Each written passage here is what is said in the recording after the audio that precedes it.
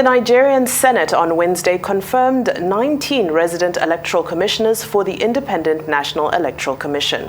The confirmation was sequel to the consideration of the Committee on INEC led by Senator Kabiru Gaya, APC, Kano South.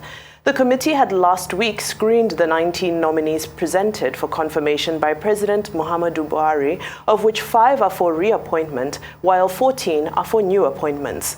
It will be recalled that in July, President Muhammadu Buhari transmitted the names of 19 nominees as resident electoral commissioners of INEC to the Senate for confirmation. The renewal nominees confirmed include Ibrahim Abdullahi, Obo Efanga, Umar Ibrahim, Aboke Olaleke, and Professor Samuel Egu.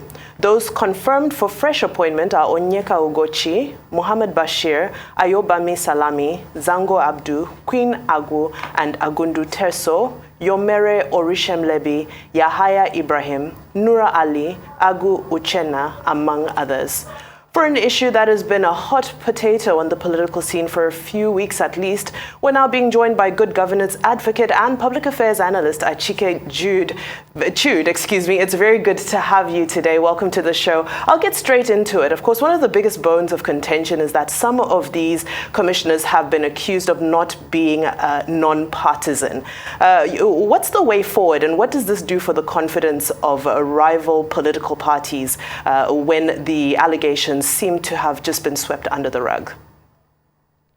Well, I think it's not just an accusation, it's an accusation that is rooted in facts and evidence. I mean, there's no doubt one of them contested for governorship under the APC. I think it was in Zamfara State. One of them was a political appointee of the APC governor of Ebonyi State. And then one of them again, the one in Imo State, I think, was redeployed by the INEC for her close affinity, fraternization with politicians. And so obviously they are tainted. And this is contrary to the spirit and the letters of the Constitution, Section 156, subsection 1 of the Nigerian Constitution, which frowns at partisanship in terms of membership of INEC by any Nigerian citizen.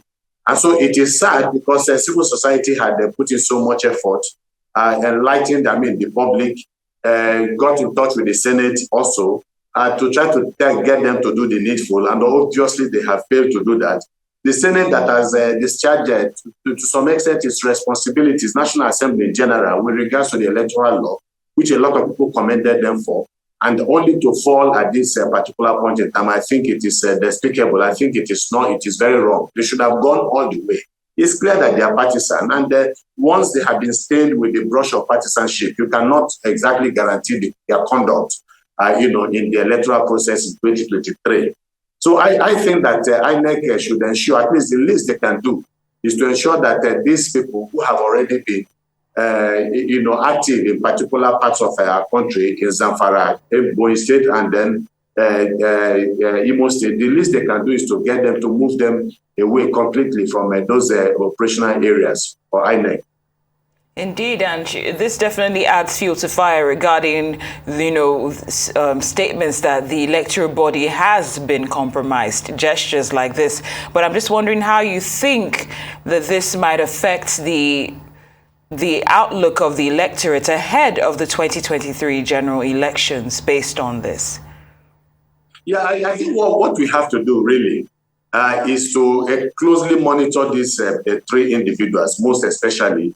And that is the duty, the responsibility of the media and then the civil society to bring, a touchlight to their activities, to closely monitor them, scrutinize whatever they do. That is the least, we can do at this particular point in time. Like I said, the Senate did not do well in this particular circumstances. So it's a problem. We have to live with it. If there is nothing we can do, at this particular point in time. And so we need to monitor the activities very well, closely mark them, and then see what they do, not just them, but they and all the other. The issue of course, like you said, people are already beginning, because of a few moves that we have seen in the past few weeks, the redeployments by INEC of some of their officials, and the renewal of the mandate of certain INEC officials that have done exceedingly well. Of course, the president has the prerogative to appoint anybody that he wants. Then the National Assembly would also scrutinize and pass. But the reality is that from what some of us have seen on the field, some of them have distinguished themselves, far and above, their official responsibilities as a rank of INEC, and they have done so well. We expected that the government would bring some of those people back so that they'll continue with the good work they have done. But be that as it may, the government, the president has appointed them, the Senate has ratified. But for a skeptical citizenry, we have to, keep on watching them to see whether the accusations of possible bias by INEC, is true or not. INEC must realize, and that people are now beginning to look at INEC. The fact that more people have registered in the past few weeks is an indication that we are beginning to see, renewed confidence in INEC, especially with regards to the last 3 elections we have had: governorship election, Anambra State, Ekiti State, Achude State. That is what has driven people to the registration centers, believing that perhaps our votes can actually count. So we don't want INEC, this momentum that has been built, the new confidence that people are beginning to have in the process that votes can count. We don't want INEC to dampen it again, because that will bring us back to square one again. Now, realistically, when we look at the nuances of elections in Nigeria, as a good governance advocate, how realistic is it that it would be possible to separate the state from parties, from the ruling party? Well,